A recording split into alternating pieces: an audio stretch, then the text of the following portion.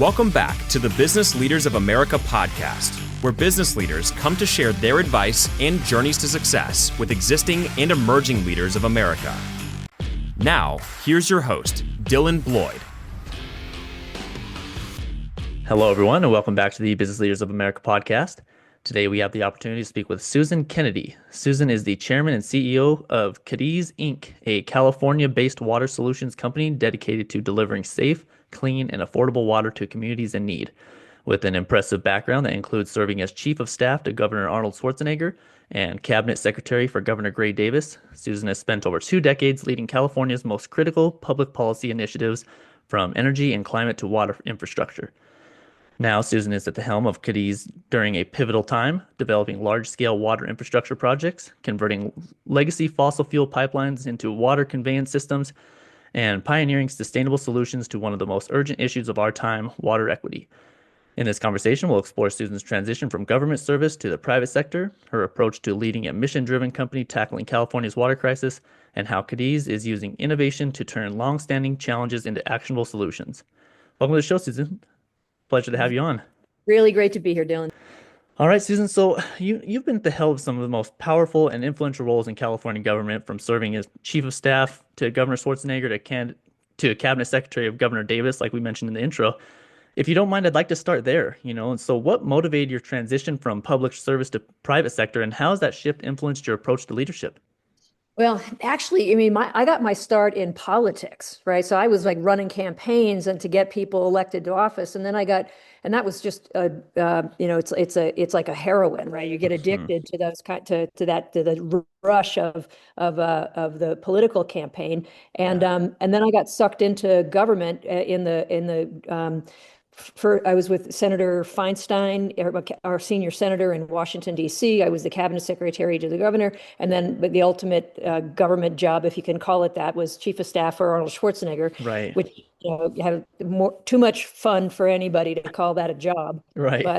But it was, I got sucked into the right positions in government, where the people I worked for were doing these really lofty things. Like, they wanted to make big change and huge achievements.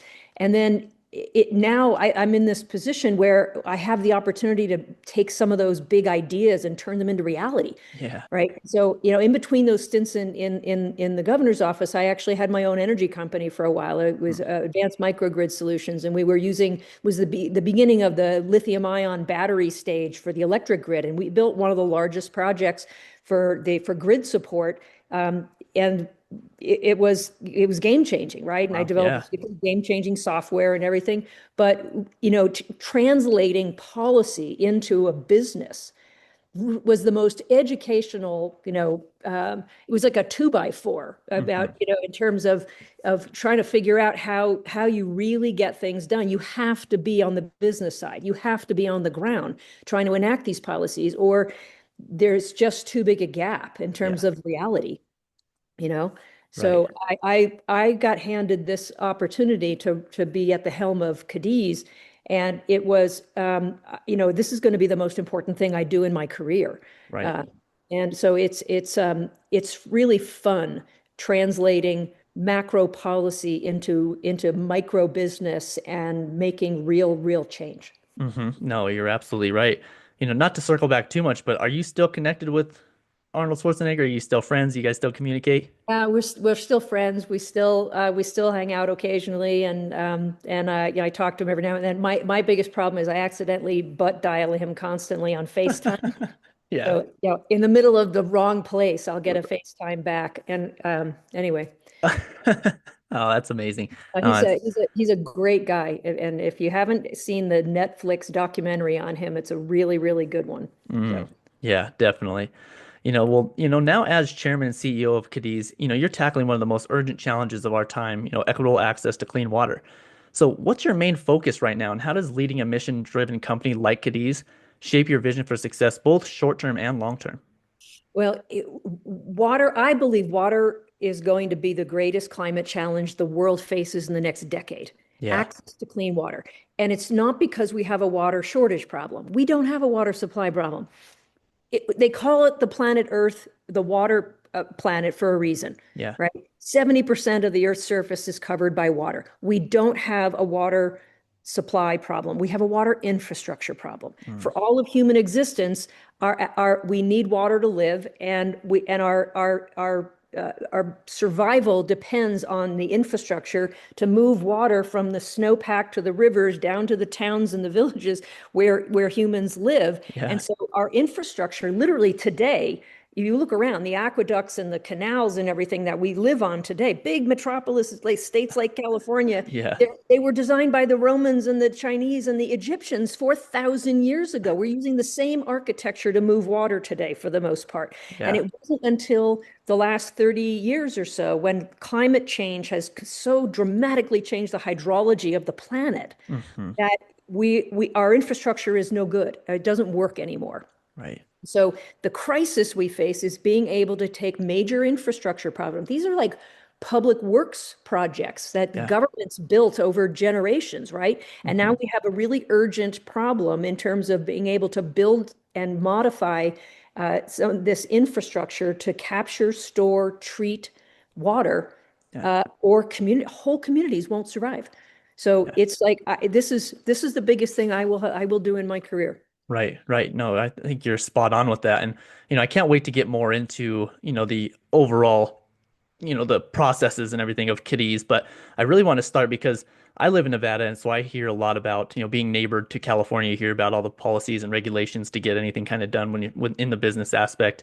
And you've had a lot of background in that, right? So, Cadiz operates in the intersection of infrastructure, innovation, and policy, especially when it comes to navigating California's complex regulatory landscape, right?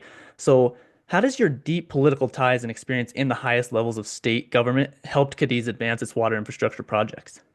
Yeah, this is a case of right place, right time. So, I mean, it takes 20 years to build anything big Yeah. in California. It doesn't matter if it's a freeway on-ramp or a apartment building or whatever it is. It takes 20 years to get something built. Yes. The good news with Cadiz is that we have 20 years in the rearview mirror. This project okay. started 20 years ago as a major new groundwater bank that's located in Southern California. So the largest water agency in Southern California, called Metropolitan Water District, they were going to use it to park lots and lots of Colorado River water instead of being entirely dependent on Lake Mead. Lake Mead is in Nevada. It's the largest largest surface reservoir in the U.S. Right. And it's the major source of supply, the Colorado River, to Southern California. So when we go into drought, intense drought, like we did 4 years ago, remember they were finding dead bodies at the bottom of Lake Mead, right? The lake levels got so low, and so the Southern California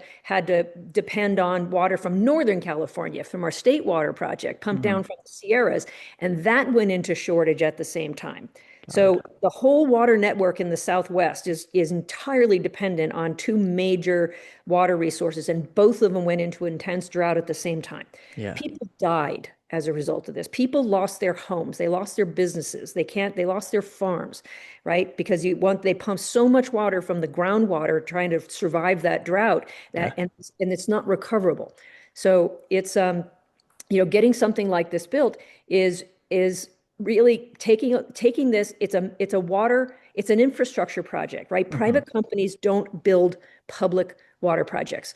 So my job coming into this and the experience I can bring from the state level is that you have to partner with all of the local agencies that need the water, all the local communities, and it took me years to build those partnerships so that we can form the coalition that then we apply for the grants or the municipal financing, and so it helped pay for the capital costs.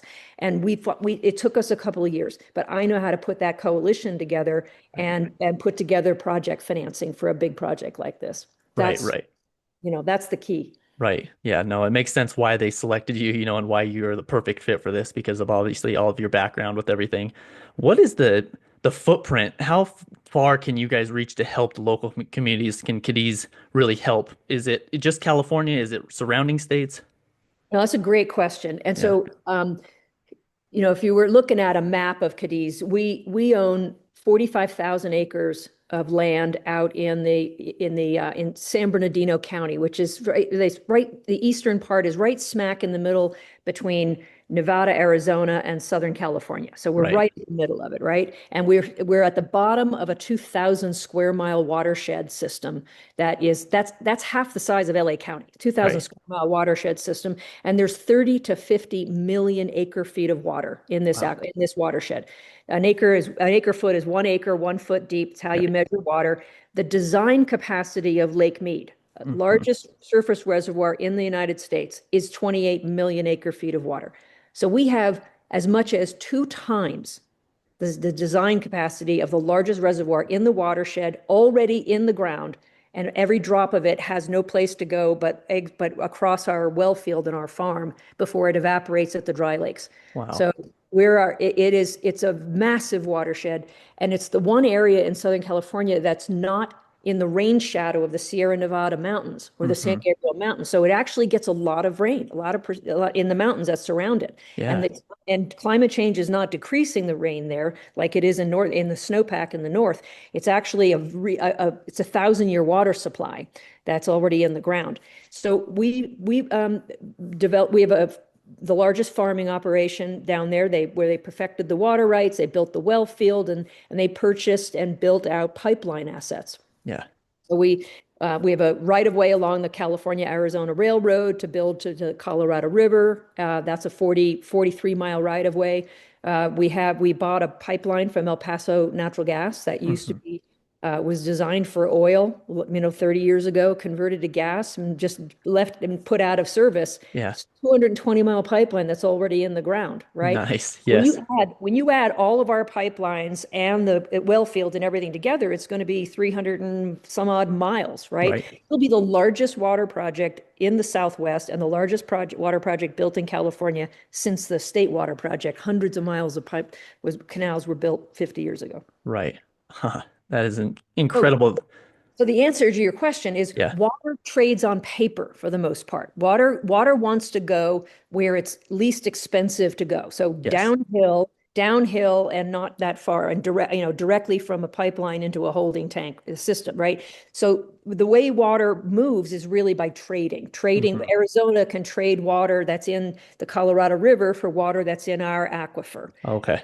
Northern California can trade water from the state water project that would be shipped down from the north for water that's already in the south. And Mm. so we will become the largest water trading bank in the Southwest. Wow. That is incredible. So say there was another horrible incident like the fires that occurred down there. Will this be able to assist with those fires in the future? Yes. Yes, and that's in part because the way our water network was designed, they like certain areas in Southern California don't have access to Lake Mead, Right. to emergency supplies in Lake Mead or water from the Colorado River.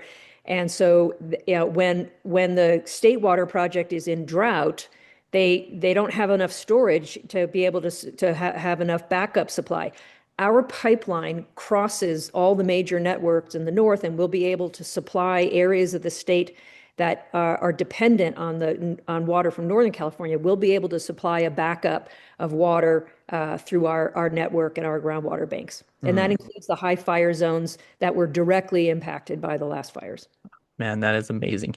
Just because, I mean, it was just awful to see what happened, and it's like you can only do so much, but at the same time, the shortage of the water was a big issue, right? And so the, It wasn't really the issue I mean, that was a blowtorch, okay? okay. No amount of water would possibly have stopped that kind of a blowtorch. And Right.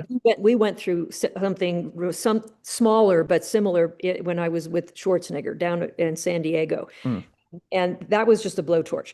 But it did highlight the fact that all the local water infrastructure is not designed for that kind of fire. Right? Yes. There are other areas of the state that went through similar fires.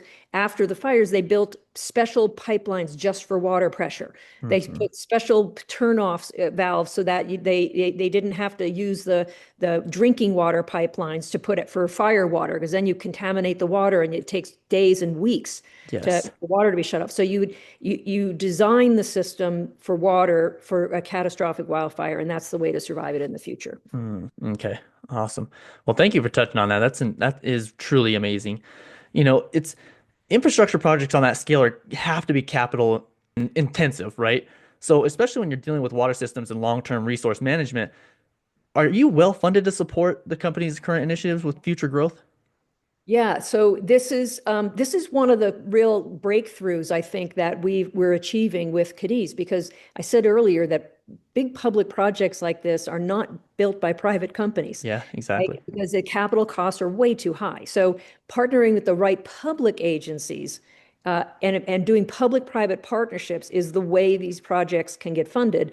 And so we partnered with the local agencies, the counties, and some of the cities. But most importantly, we started partnering with Native American tribes. Oh, And they are public agencies. They can yeah. public governments, so they can get access to all the low cost of capital and the grant funding that a county or a city can, or a water agency. And then we're bringing private investment under them. Mm, But the combination of public funding and private capital is kind of the magic solution. So we're able to get this project financed and built faster than any other project that's on the drawing board that's entirely funded with public dollars. Our cost is about $800 million for this project. And we're expecting we'll be eligible for hundreds of millions of dollars in grant funding through grants, right. bond measures, but we're expecting to bring in about 400 million in private equity, including from the tribes. Wow, wow. So how do the tribes make money essentially? Do they own the water? How does that work? Well, first of all, the tribes that we're working with, there are tribes that have gaming or other businesses, right? And Okay, so right. they are well funded, and they're sophisticated investors in in projects like this. Mhm. And so they act like they're private equity, but they are also public entities. So they're Yes. the magic public-private partnership. But they'll own the infrastructure. This will be the Okay. Oh, Native got it. American owned water infrastructure in U.S. history. And so, Yeah. along with the other non-tribal private investors, will basically own the physical infrastructure, including the pipelines. And so you make a 51% of the proceeds from the groundwater banking operation, cash flows will go to the partnership. And tolling fees and other wheeling fees for use of the infrastructure is steady. These all come from public water agencies, long-term contracts. So Got it. it's a great business model. Right, right. Do you have a collective? How many tribes are actually a part of it? Is it collective tribes that are all in on this? It'd be a syndication, and Okay. we have our lead tribe is a tribe by the name of Lytton Rancheria, Mm, California. They're located in Sonoma County up in Northern California. right. And Northern California has its own water supply issues, right? Yes. They need infrastructure to store more rainwater there, and because right now they're losing a lot of water out to the ocean. Yeah. The atmospheric river, our system wasn't designed for atmospheric river water. So everybody, no matter where you're located, has an interest in water infrastructure. So this tribe is our lead tribe. We're Okay. expecting probably 3 or 4 tribes to be the main body of tribal investors. And Got it. there's 1 or 2 in Southern California that we're engaged in discussions with. And then there's actually tribes in Arizona Hmm. and also Colorado that we were. Okay. Because when you think of the lower Colorado River Basin and the debate over the future of the Colorado River, you Hmm. can understand intuitively why the tribes in the Southwest are keenly interested in owning the infrastructure for a major new water project. Right, right. Yeah, it sounds like amazing partnerships, and honestly, it sounds like amazing, future projects potentially, right? Yeah, yeah, it Yeah, really is game yeah. changing. Right, you're right. No, that is incredible. So as you look at these projects and your goals for the future, how are you measuring the success this year for Cadiz? And what key benchmarks or metrics are you using to evaluate the progress? So the key for Cadiz is, I mean, 20 years ago, Cadiz was one landowner looking for one public agency to sponsor us, and basically we were just going to be landlords, and they were going to build and buy the project using Yeah, municipal financing. We're a very different company today. yeah. We not only have the water supply project, and then we'll have the partnership on the water infrastructure that we're building. Those will be standalone businesses segments. Hmm. And then we also purchased a company called ATEC filtration systems a couple of years ago, and they have water filters for arsenic, nitrates, chromium-6, iron, and manganese. And we actually just developed a medium where we can treat PFAS, forever chemicals. Oh, And wow. we're using it on our own water in the ranch, but it is very, very cost effective compared to everything in the market. So Yeah. that's a standalone business that we expect to scale and become a huge revenue source for the company. Yeah. Uh, and then the fourth business segment is our ranch operations. Right now, it's limited to agriculture, but we signed a deal with a company to build the largest hydrogen production facility in the state, using Wow. our water to crack the hydrogens for green hydrogen. We'll put in 1,000 acres of solar. We'll take some of the hydrogen for our well field. And the moment we announced that, we had incoming from a second large production facility that wants to build an even larger green hydrogen and potentially a data center. So word is out that we're in this perfect location with all the land you need for solar. We're right next to the gas network where you can drop a blended product into the gas network. We've got 2 rail lines, not just one, where you can drop liquid hydrogen. And we're right at the center of the major areas in the Southwest. So that segment will be generating revenues from land leases, from hydrogen, solar, and our agriculture operation. Right. Yeah. It sounds like people are just coming to your guys' doorstep at this point to just be a part of it, right? And expand in any possible way. And it sounds like you're all very passionate about it. What makes you so passionate about this, Susan? You know, it's really rare when you get to do something you love. Yeah. And I've had that fortune my entire career. I mean, I've worked with some incredible people, and I've had an opportunity to do some incredible things. And this is game changing. And it's also we're going to be a really successful company. I mean, Hmm. as we break through the project finance structure this year, and bring in these partners to get the physical assets built. That's project finance. Yeah. We're in the process of doing that this year. So once we get those capital costs off our balance sheet and we have 4 segments generating revenues, Hmm. Cadiz is in position to be a very scalable, very lucrative company, Yeah. and do something world changing in terms Yes. of the projects that we're building, each in its own way has a game changing effect on access to clean water. Hmm. And the lifeblood of communities in the Southwest will be access to clean water. So who gets to do that? Yeah, exactly. No, you're absolutely right. And so, do you see in the future other states seeing the way you guys are going about things and taking those ideas and implementing it themselves? Absolutely. And it's not, I mean, we're not the first public-private Right. partnership. There have been some other public-private partnerships, but it's not very big in the water industry, Yeah. right? Oil and gas industries, there's a business model that private investors invest in the pipelines, and then they sell access to the pipelines. Right. It hasn't been in the water industry. And so Yeah. I think we will kick open the door to introducing billions of dollars in private sector investment using this public-private partnership model. And it's the Mm. answer to the very, very costly infrastructure that needs to be built across the world, actually, but Right. particularly in the Southwest. But also the use of fossil fuel pipelines. I mean, the problem with water is not finding the water. If water Yeah. it's moving it. It's moving it. Right. You try to build a 200-mile canal in California today, ain't going to happen, Right. right? Yeah. But there are millions of miles of pipelines left over from the oil and the gas industry that are not in service today.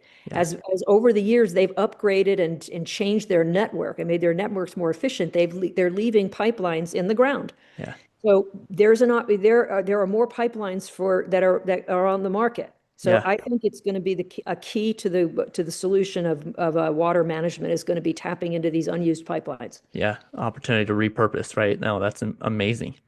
No, that's incredible. Well, Susan, this has been amazing. I really appreciate you joining today and giving us an idea about, all about what Cadiz is doing, and I cannot wait to see what the future holds for you and the company. So how can listeners connect with you, learn more about Cadiz and its future? I think, go to our website, which is cadizinc.com, and keep track of what we're doing on the website. And we are we're very excited about what's coming up this year, and we look forward to keeping you and all your readers informed.